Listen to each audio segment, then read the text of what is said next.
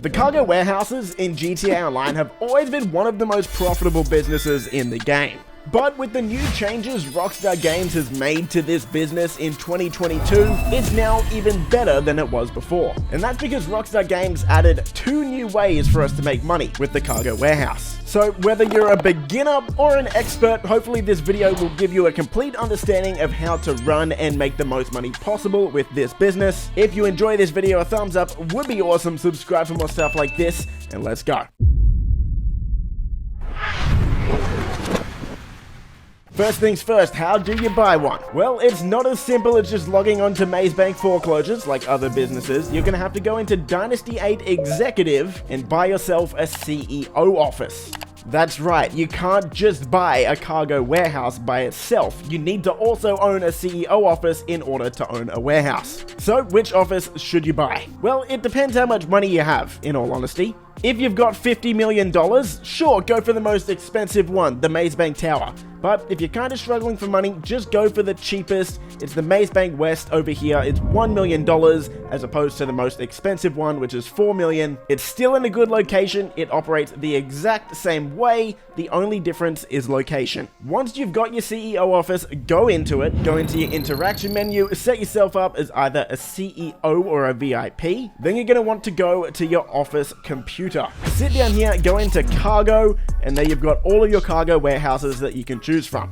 You've got 3 options: small, medium, and large. So what's the difference? Well, obviously size. A small crate warehouse can only hold up to 16 crates maximum. A medium one can hold up to 42, and a large one can hold 111 crates before you have to sell. So this one's a no-brainer. If you can afford it, a large warehouse is going to be the most profitable, because that way you're not going to have to complete sell missions as often. Instead, you can just keep resupplying it until it's completely full and then sell it all in one go. It just saves you some time, basically. It's also important to know that you can actually buy more than one warehouse. You can buy up to 5. This means that at least having 2 warehouses is extremely helpful, and that's because after each resupply mission, you're going to have a 5-minute cooldown. So if you have a second warehouse, instead of waiting for the cooldown on your first warehouse, you can just start a resupply mission for your second warehouse. It's basically going to make you almost twice as effective. Just like your CEO office, the cheapest possible warehouse will get the job done, but if you can afford one of the most expensive ones, it might be beneficial to buy one that's in a better location for you. So once you've gone ahead and bought whichever warehouse you want, now you can start making some money. So how do these businesses work?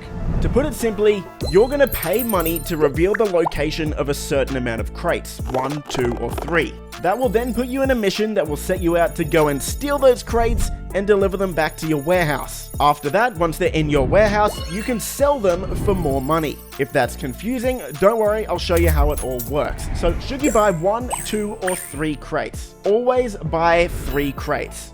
The reason for that is pretty simple. It's a lot faster to source 3 crates at once instead of doing 1 crate over and over again. Even though it is a lot cheaper to just buy 1 crate at $2,000 per crate, the amount of time you're going to save by paying $6,000 per crate and getting 3 crates, which is $18,000, is heavily going to outweigh the profit that you would make by sourcing 1 at a time. So click buy 3 crates and let's start the mission.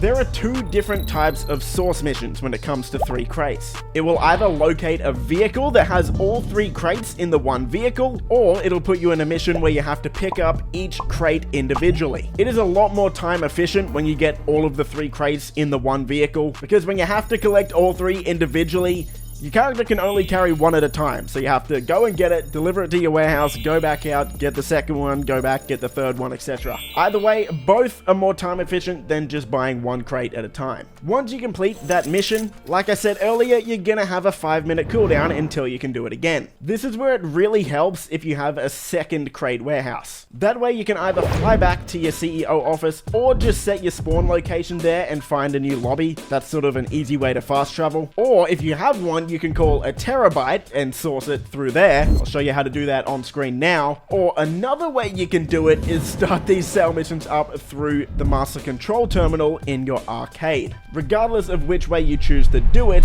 having a second warehouse means you can immediately start another mission.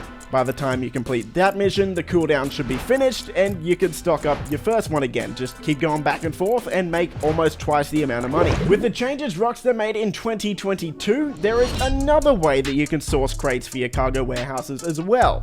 Now, when you go into your cargo warehouse, you're going to have a staff member there. What you're going to want to do is walk up to them and pay them $7,500 to go source some crates for you. So not only are you going to be sourcing crates, but you can also pay your staff to source them at the same time. Once you pay them $7,500 to go and do that, that's going to take them 48 minutes. After the 48 minutes is up, they'll deliver that cargo back to your warehouse. Most of the time, they're only gonna get 1 crate. However, sometimes they're gonna get 2 crates, and there's an even smaller chance that they can get 3, and an even smaller chance than that they're gonna get you special cargo, which sells at a much higher price than the normal crates. So, if you have 5 crate warehouses, for example, you can have 5 different staff members sourcing your cargo in the background passively while you're grinding these missions as well. And that's a big reason why these crate warehouses are more profitable than ever. Before we talk about when you should sell the special cargo, I want to quickly talk about the other new money-making method Rockstar introduced with this business as well. And that's the new export mixed goods missions. You're going to be able to do these every 48 minutes.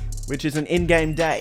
All you need to do is go to your assistant in your CEO office, and the option to start the mission is going to be right there.